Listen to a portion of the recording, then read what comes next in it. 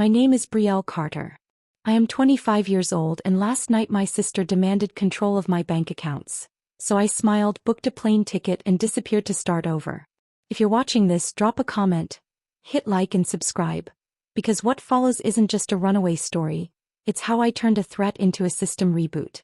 2 hours after I left, my phone lit up with Dad's text, "Sign her loan, or stay gone." I read it once. Twice. Then I powered the screen off and let the airport's white noise swallow the rest of my panic.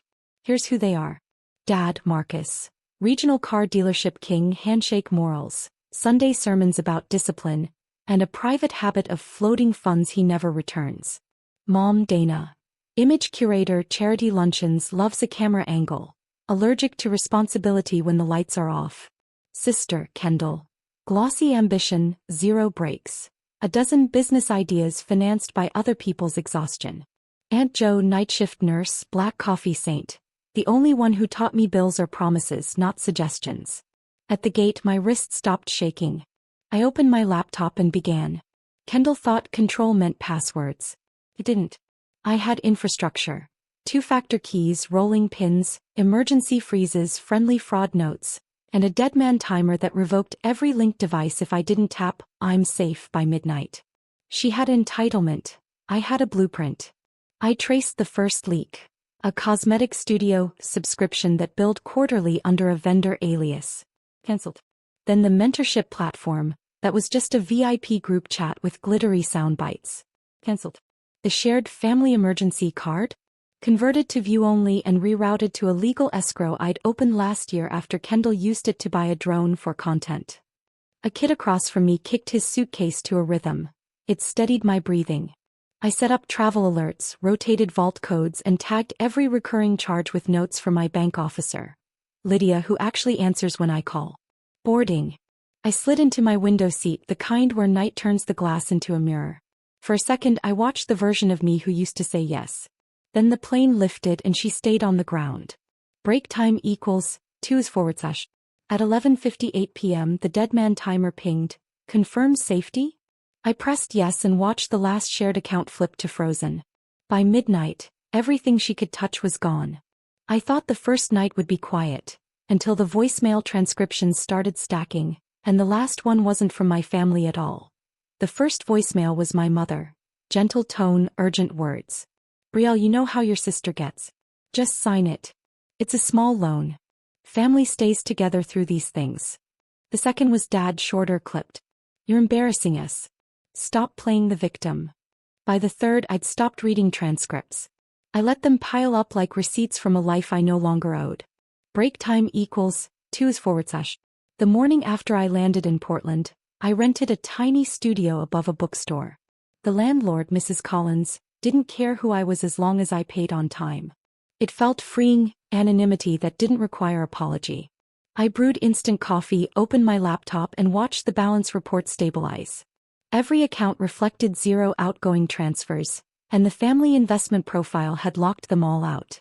Kendall's text came next. You can't do this. Dad says you'll fix it. You're ruining the family. I stared at her last message and typed one word back. Done. Then I turned off notifications. When people talk about betrayal, they imagine slamming doors, screaming matches, maybe tears. But in my family, betrayal was bureaucratic. Signatures, passwords, account delegations, trust funds masked as gifts. Dad had once said, if you want control, learn the numbers. So I did. And the numbers became my armor. By noon, I received an email from Harper, my former college roommate, a finance attorney who owed me a favor. Subject: your safety clause held. All changes reverted. Her note was short, but it meant victory. Kendall had tried to access a dormant joint fund, the one tied to Dad's dealership, and the system flagged it as a breach attempt. For the first time I smiled while reading an alert. Still, peace is never quiet for long. That evening a familiar number popped up, Aunt Jo. I hesitated before answering. Sweetheart, she said softly. Your father's fuming. Kendall's crying, your mom's pretending to faint. What did you do? Nothing illegal, I said. Just secured what's mine. Aunt Jo chuckled sadly. You always were the smart one. Be careful, they don't like when intelligence walks away. Her words stuck with me long after the call ended. Break time equals 2 / At 10:43 p.m., an unknown number texted a single sentence. We know where you are. I didn't sleep that night. But by morning I had a new plan. By dawn, the city smelled like rain and printer ink. I walked to a co-working space downtown, ordered the cheapest coffee and logged in under a new alias, Lane. It felt strange watching my own name vanish from the login screens. But anonymity, I'd learned, was the safest luxury. The messages hadn't stopped. Mom sent voice notes full of sighs and pauses meant to sound maternal. Dad left a voicemail that ended with, "You'll crawl back when the money runs out." And Kendall, she'd gone quiet, which was worse. If you're watching this, drop a comment, hit like and subscribe, because silence from a manipulator isn't peace, it's preparation. Break time equals 2 / Around noon, Harper called. They've started legal noise, she said. Your sister filed a temporary claim of joint ownership. Don't worry. It's weak. I expected that, I said. I've already moved the core funds. In truth, the money wasn't what mattered. It was the principle, that after years of being the one who fixed, managed, calculated, they still thought I was powerless. Flashback. 2 years earlier, Dad had called me his little technician. Stick to your spreadsheets, he said at a holiday dinner, while Kendall bragged about her influencer deals. I remember smiling then too, because I already had passwords to every silent account he pretended didn't exist. Back in the present, my hands trembled as I opened a secure portal. Harrington Trust. Beneficiary review. There it was, Dad's signature renewed automatically every fiscal quarter. The trust wasn't just a dealership backup. It was a control mechanism. And Kendall's name was about to be added. Unless I stopped it. I drafted a notice of revocation of consent and uploaded the time-stamped records showing my role as primary financial officer, the one Dad always forgot to erase when bragging about his family empire. By the time I hit send, the system logged his login attempt. Access denied. Evening. The bookstore downstairs closed early. Mrs. Collins knocked gently. A courier dropped this off for you. Inside the envelope, a single printed photo. Me standing outside the airport 2 nights ago. No note. I froze. The paper smelled faintly of my father's cologne. Break time equals 2 / Someone wasn't just angry. Someone was tracking me. My fingers tightened around the photograph. It wasn't just a threat, it was proof. Someone had followed me from the moment I left. I slid the picture back into the envelope and locked it inside my laptop case. Mrs. Collins peered at me from the door. Everything all right? I forced a smile. Just old business trying to find me. When she left, I locked the deadbolt twice and sat at my desk, staring at the rain-spotted window. Break time equals 2 / If you're still here, hit like and subscribe, because escape isn't real if you're still carrying their gaze with you. I opened a secure chat with Harper. Photo dropped at my door, I typed. She called immediately. They're violating privacy laws now. We'll get an injunction. But Brielle, if they're tracking you physically, you need to disappear better. I exhaled. I didn't run to hide. I ran to build. Then I pulled out the file labeled Contingency Plan, Phase 2. Last year, when Kendall first borrowed my credit line to fund her third boutique studio, I began creating a parallel network of accounts under a holding company name no one in my family had ever heard of. Now, every contract, every auto deposit, every brand deal I'd signed while working remote fed directly into that shell. Even if they found me, they couldn't touch it. Flashback. Age 19. Dad telling me, family means loyalty. Loyalty means control. Kendall smirking, sign this, sis. It's just paperwork. Me naive, believing their urgency meant love. Back to now. I opened a fresh document and began writing a public statement. Not for social media, but for the press kit I knew I'd need when the story broke. Because when powerful families lose their leash, they spin the narrative. This time I would set the tone first. My phone buzzed again. Unknown number. Come home. We'll forgive you. Bring the access codes. I stared at it. Forgive me. For securing my own life. Break time equals 2 / I typed back one sentence. I'm home already. Just not yours. And for the first time I believed I'd today. An hour later, Harper forwarded me a legal notice. Kendall had filed an emergency motion claiming emotional damages and demanding a freeze on my hidden assets. The legal notice was as theatrical as it was desperate. Emotional distress caused by financial manipulation, it read, as if protecting my own savings was a crime. I scrolled to the signature at the bottom. Kendall Carter. Her handwriting looped the K like a crown. She'd always done that, even as a kid, like her name deserved space the rest of us had to earn. I leaned back in the chair, heart steady. They'd gone from emotional guilt to paperwork. And in my world, paperwork was my language. If you're watching this, drop a comment, hit like and subscribe, because sometimes the sweetest revenge isn't rage, it's a well-filed document. Break time equals 2/. The next morning I walked into the county courthouse, raincoat buttoned, hair tied back, confidence disguised as calm. My attorney Harper met me at the steps, phone in hand. "She's really trying this," she said. "Filed the claim under family duress." I smirked. Let her. Inside, the courtroom smelled of paper and power. Kendall sat beside our parents, designer purse in her lap, face powdered into perfection. Mom avoided my eyes. Dad looked like he'd aged overnight. "Ms. Carter," the judge said, "you're being accused of withholding funds and coercing your family's finances." Kept my voice even. "I didn't withhold anything that was theirs, Your Honor. I just protected what was mine." Harper handed over a flash drive. "Evidence submission," she said. "Every unauthorized attempt traced to the plaintiff's IP address." The judge inserted the drive. Line after line of failed login attempts appeared on the monitor.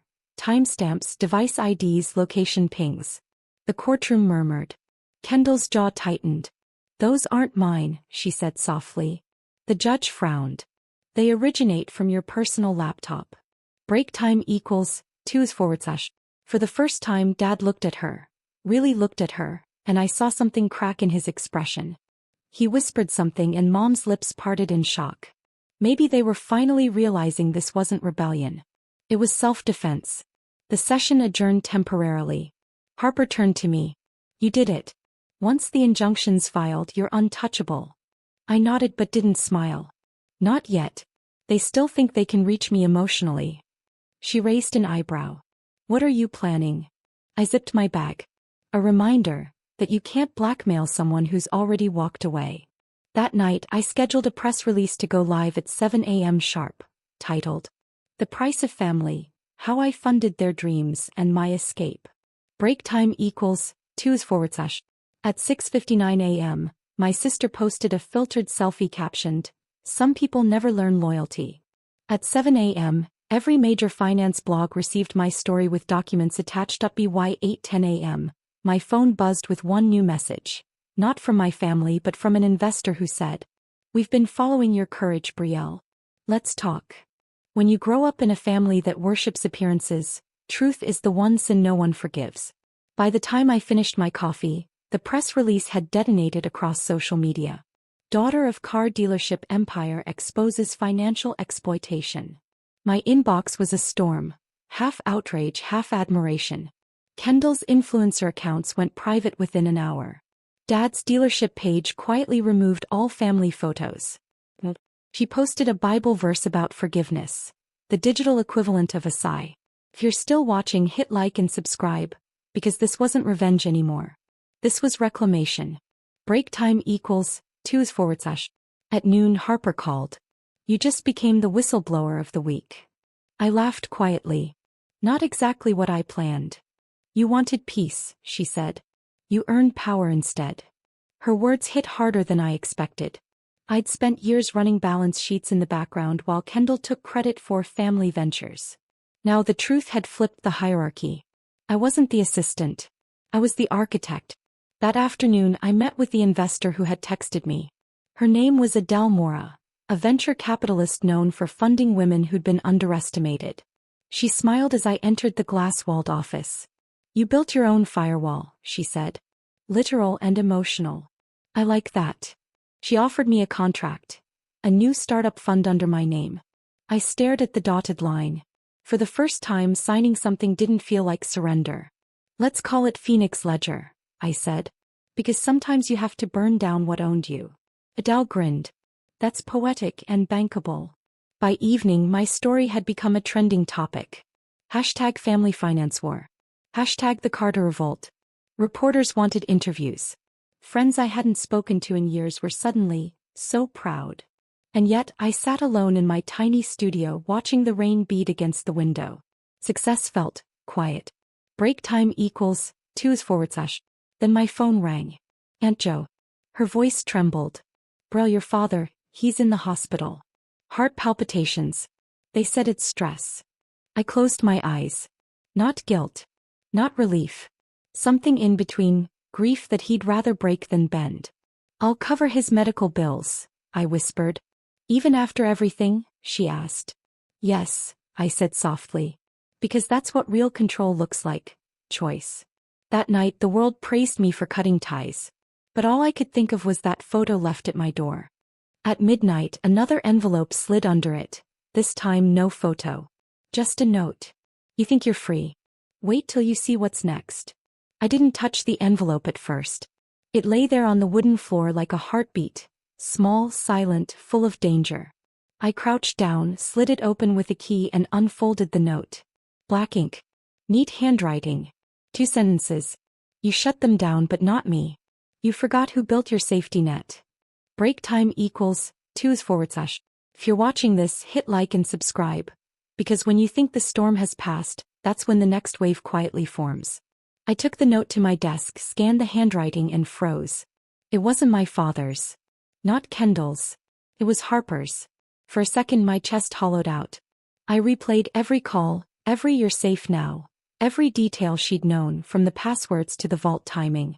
And I realized, Harper hadn't just represented me. She'd mirrored me, learned me. She knew every security layer because I had taught her how to build them. The next morning I visited her office.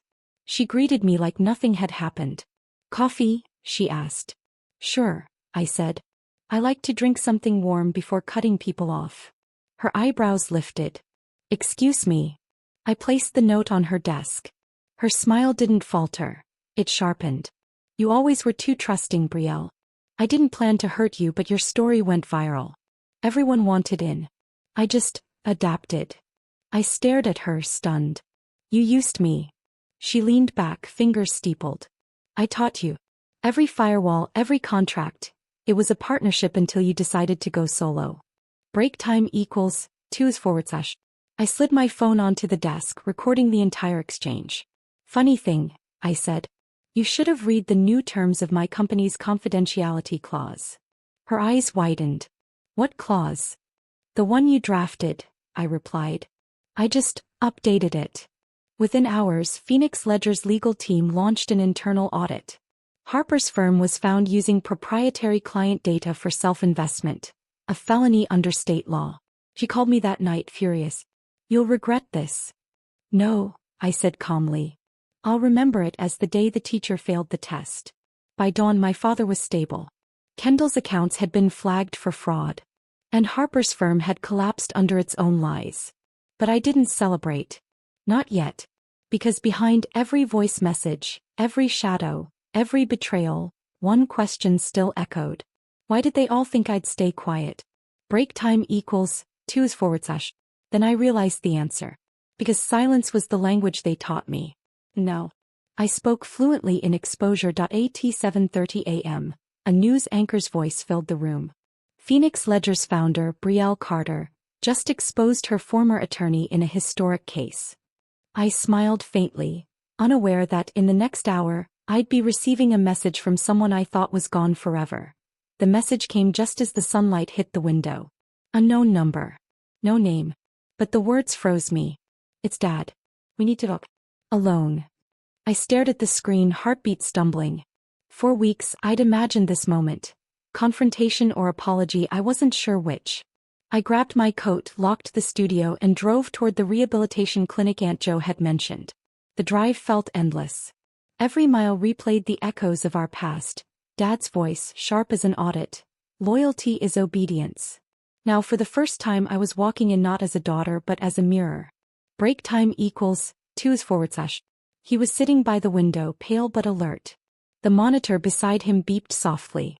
Brielle, he said, voice hoarse. You ruined everything. I didn't sit. No, Dad. I just stopped paying for everything. He sighed, looking out the window. You think you're better than us now? I shook my head. I think I'm finally me. He turned toward me slowly. Your sister's broken. Your mother won't speak.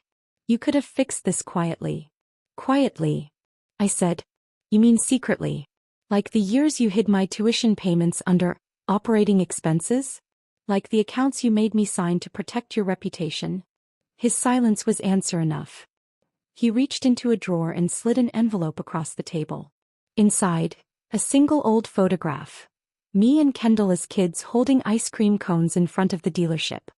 He whispered, whatever else you do, don't forget where you came from. I placed the photo back in the envelope. I won't, I said. That's exactly why I'll never go back there. I turned to leave. His voice stopped me one last time. Bro, was it worth it? Break time equals 2/. I paused at the door. The truth always is. That night I sat on my apartment balcony, city lights flickering below. And Joe called. He's calmer now, she said softly. I know, I replied. He finally met accountability. I opened my laptop one last time, not for numbers but for closure. A letter scheduled to publish at midnight. To anyone who's ever been told to stay quiet. I hope you remember. Silence protects no one. Sometimes you have to disappear to truly arrive. When I hit send, it didn't feel like revenge anymore. It felt like release. Break time equals 2/. By dawn, my company's homepage displayed a single message under the Phoenix Ledger logo. For those who were underestimated, rise. The city began to wake. And for the first time, so did I. Have you ever been betrayed by your own family? Tell me in the comments. And don't forget to subscribe. They controlled my life. I rewrote the system.